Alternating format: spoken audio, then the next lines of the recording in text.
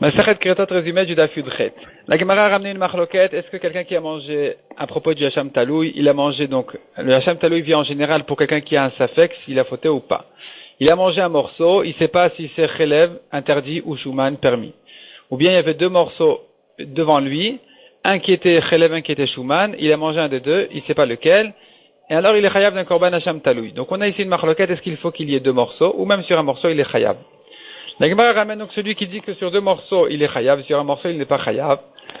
Et la Gemara ramène là-dessus trois raisons, trois amoraïm différents, trois explications pourquoi est-ce qu'il faudrait avoir deux morceaux dont un est certainement permis, l'autre est certainement interdit, que quand la personne a mangé un des deux, là on dit qu'il est chayav d'un hacham taloui. S'il y avait qu'un seul morceau, il est pas tour. Pourquoi est-ce qu'il faudrait deux morceaux?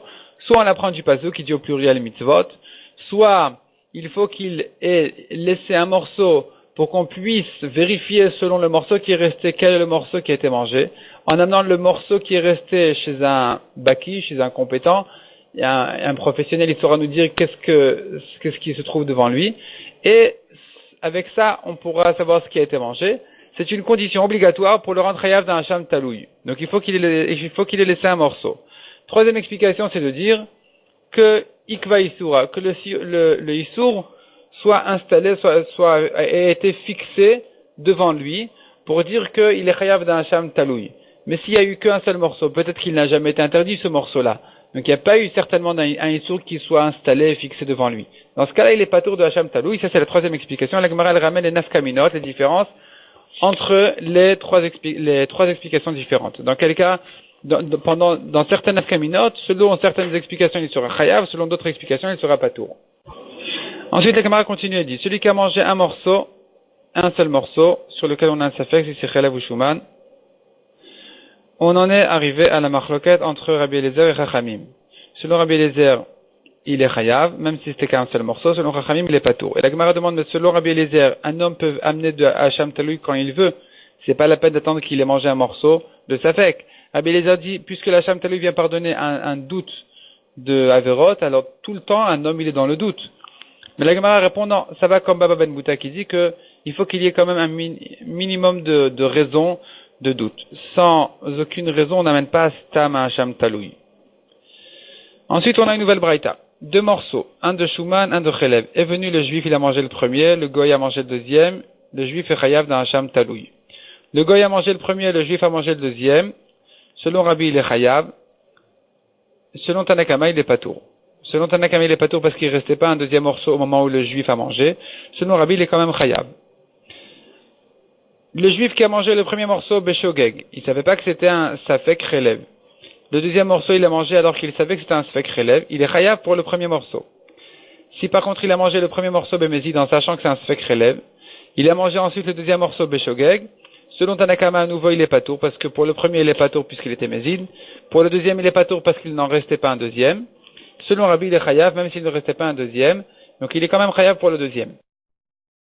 S'il a mangé les deux morceaux Bemezid, il est patour. Il savait que c'était un sfek relève. Et il a quand même mangé, il est patour. S'il a mangé les deux morceaux Beshogeg, il est chayav. Si ce sont deux personnes, les deux personnes sont chayav. Le premier, il est chayav, évidemment. Le deuxième, malgré qu'il ne lui restait pas un deuxième morceau, il est quand même chayav d'un hacham taloui. Parce que si tu dis qu'il est patour, on va dire que c'est le deuxième qui a mangé le bon morceau et que le premier soit chayav d'un korban khatat, qui vient pour quelqu'un qui est certain d'avoir fauté. Or, c'est pas le cas. Donc, pour ne pas se tromper, on dit au deuxième aussi de faire un hacham taloui. Donc, les deux font un hacham taloui. La Gemara explique, comme qui ça va, qui c'est qui pense comme ça. Ensuite, on a encore une nouvelle braïta. Celui qui a mangé sfek chelev, il a appris que ce qu'il a mangé c'était un sfek chelev, un morceau qui était peut-être chelev.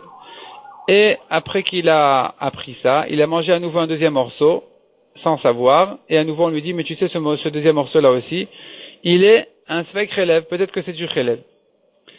Alors Rabbi dit dessus, de même que quand il a appris sa faute, entre les deux fautes, il doit amener deux chataot. De la même manière, en ce qui concerne la hacham taloui, il doit amener un hacham taloui pour chaque fois qu'il a mangé, s'il a une connaissance entre les deux.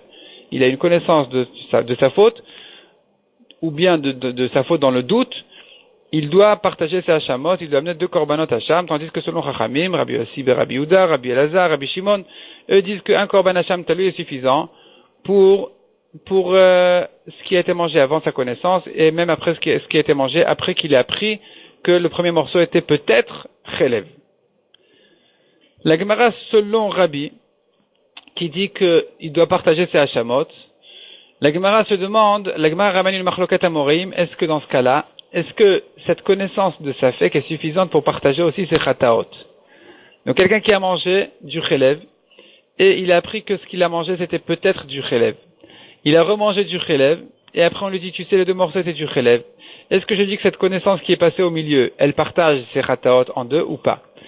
Donc, on a une machlokat amoraïm, selon Rabbi qui dit que les hachamot sont partagés, est-ce que les chataot aussi sont partagés? La svara de dire que les chataot sont partagés, c'est de dire que partout où les hachamot sont partagés, les chataot aussi sont partagés.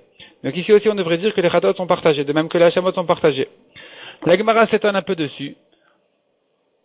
La Gemara objecte plusieurs objections. On voit que malgré que Kippour soit passé entre 2 morceaux de chelev qu'il a mangé, et que en ce qui concerne les hachamot, je considère Kippour comme un korban hacham talui parce que Kippour pardonne toutes les fautes de Safek. Donc Kippour est considéré comme un hacham talui, comme un partage de hacham talui. Et malgré tout, ça ne partage pas les chataot. Celui qui a mangé avant Kippour et après Kippour, ou Kippour au matin et Kippour l'après-midi, lui, s'il est certain d'avoir fauté, il amène qu'un seul korban khatat, puisqu'il n'a pas une connaissance de vada, il n'a pas appris sa faute entre les 2 fois. Malgré que ça a été partagé pour la hachamot, avec Kippour qui est considéré comme un partage, parce que Kippour lui-même est considéré comme un hacham taloui, malgré tout je dis qu'en ce qui concerne les chataot, c'est pas partagé.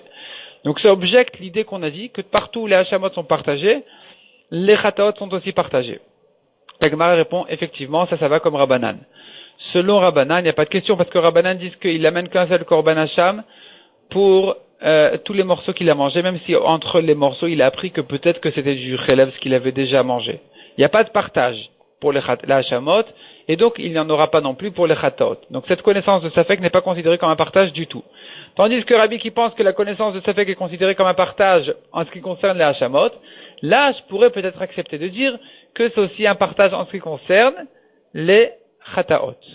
Donc selon Rabbi effectivement il devrait amener peut-être plusieurs chataot. Ce qu'on a vu qu'à propos de Kippour il n'amène pas plusieurs chataot, ça va comme Rabbanan et pas comme Rabbi.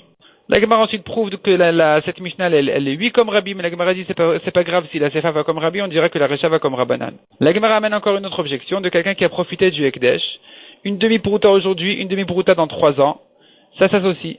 Or il y a un Kippour au milieu, on devrait dire que ça se partage. Comment tu peux les associer? Donne la Gemara 2 réponses. Soit je dis que Kippour ne pardonne pas des fautes de mamonos, des fautes d'argent, comme celui-là qui a profité du Ekdesh. Soit je dis que Kippour ne pardonne pas des fautes de demi-quantité, comme ici une demi-prouta, une demi-prouta. Kippour ne pardonne que des fautes complètes. C'est que sur ça que Kippour pardonne. Or ici, ce n'est pas le cas. Donc, il n'a pas été pardonné par Kippour. Je peux associer la demi-prouta d'avant avec la demi-prouta d'après, puisque Kippour ne pardonne pas ce genre de demi-shiur, de demi-averot. Kippour ne pardonne que d'averot complètes.